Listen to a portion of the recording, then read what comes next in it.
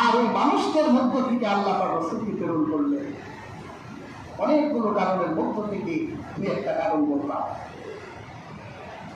হাজিরিন, এই পৃথিবীতে যত নবী রাসূল এসেছেন আর আল্লাহ পাক নবী এবং রাসূলদেরকে যত কিতাব দিয়েছেন, সমস্ত নবী রাসূলদের কাছে আল্লাহ তার হাবিবের সংবাদ দিয়েছেন।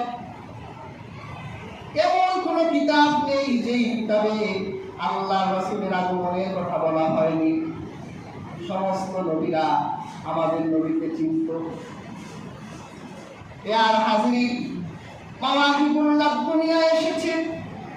আল্লাহ পাক যখন আদম নবী দেহের ভিতরে রূহ ফুঁকে দিলেন, হযরত আদম তিনি চোখ যখন আরশের দিকে তুললেন, তিনি দেখলেন আরশের গায়ে লেখা লা ইলাহা ইল্লাল্লাহু মুহাম্মাদুর রাসূলুল্লাহ। আদম বেহেশতে থাকলেন, এবার আদম দুনিয়ায় এলেন। আদম ভুল করেছিলেন, এই ভুলের জন্য হযরত আদম 350 বছর পর্যন্ত আকাশে তাকায় নাই লজ্জার কারণে। আল্লাহ আমাকে বলেছিলেন লা তাকরাবা হাযিহিশ শাজারা, গাছের কাছে যেও না। আমি আল্লাহ এই কথাটা ভুলে গিয়েছিলাম। আমার আল্লাহ এই কথা ভুলে যাওয়ার কারণে আদম তার ভিতরে এমন নাদামা এলো, এত লজ্জিত হলে 350 বছর পর্যন্ত আকাশে তাকায় নাই। আর আমরা কত বড় বড় পাপ করি, মানুষ হত্যা করি, পাপ মনে হয় না, আকাশের দিকে তাকাতেও সময় লাগে না।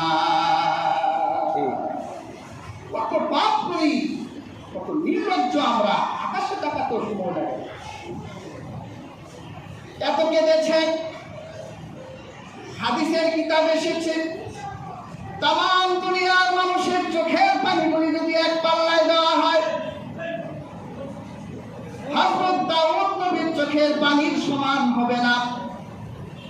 আর দাউদ নবী সহ দুনিয়ার সমস্ত মানুষের চোখের পানিগুলি যদি এক পাল্লায় দেওয়া হয়, হযরত আদম নবীর চোখের পানির সমান হবে না।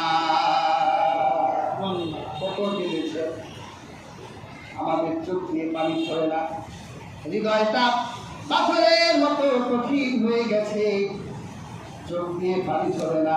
আল্লাহর ভয়ে আমাদের চোখ দিয়ে অশ্রুসিক্ত হয় না। আর হযরত আদম কাঁদলেন।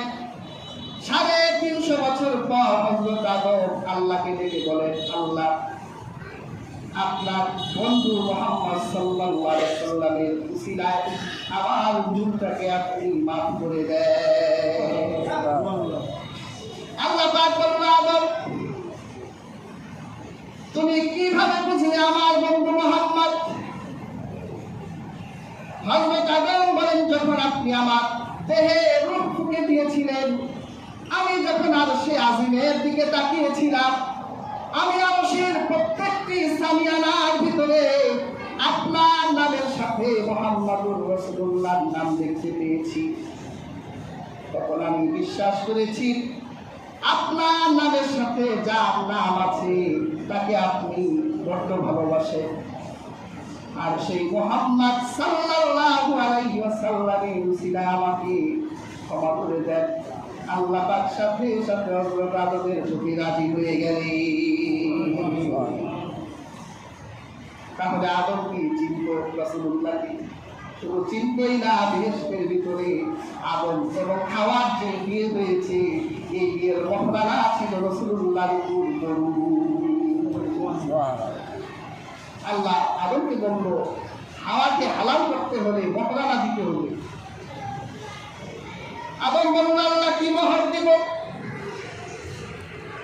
আমার কাছে তো মোহর দেবার মতো সম্পদ নাই। আল্লাহ পাক বলল, আদম, তুমি আমার হাবিব মুহাম্মদ সাল্লাল্লাহু আলাইহি ওয়াসাল্লামের উপর দরুদ পড়ো, সালাত সালাম দাও, এটাই হবে তোমার বিবাহের মোহর। জান্নাতের ভিতরে হযরত আদমের বিয়ের মোহর হয়েছে রাসূলুল্লাহর উপর সালাতু সালাম। আদম কিন্তু হযরত নূহ। এখন যে বর্ণনাগুলো বলছি আল বিদায়া ওয়ান নিহায়া, এই বর্ণনাগুলো এসেছে, তবে বর্ণনার মানগুলো সহিহ নয়, তবে বর্ণনা অনেকগুলো মান হাসান পর্যায়ে, সহিহ না, এগুলো শান বর্ণনা করা যায়। আর হাজরিন, হযরত নূহ আলাইহিস সালাম যখন তিনি কিস্তির উপর তার অনুসারীদের নিয়ে উঠেছিলেন, সব ডুবে গিয়েছিল, শুধু হযরত নূহ আলাইহিস সালামের কিস্তির ভিতরে যারা ছিল, ওই নৌকা সহ যা কিছু, নৌকা ছাড়া যা ছিল সব ডুবে গেছে। নৌকা ডুবলো না কেন? অনেক ঐতিহাসিকগণ লিখেছেন হযরত আদমের সাথে আল্লাহ হাবিব মুহাম্মদ সাল্লাল্লাহু আলাইহি সাল্লামের নূর ছিল। সুবহানাল্লাহ। হযরত ইব্রাহিম আগুনে পড়ল, আগুনে ফেলে দেওয়া হলো, এত তাপ ছিল সেই আগুনে, ঐতিহাসিকগণ বলেছেন ওই আগুনে আকাশের উপর দিয়ে যদি পাখিরা উড়ে যেত, তাহলে ওই পাখিগুলো সিদ্ধ হয়ে আগুনে পড়ে যেত। এত বিষাক্ত আগুনে সব চলে গেল, কিন্তু ইব্রাহিম নবী জ্বলল না। কারণ হলো ইব্রাহিম নবীর সাথে নূরে মুহাম্মাদি ছিল।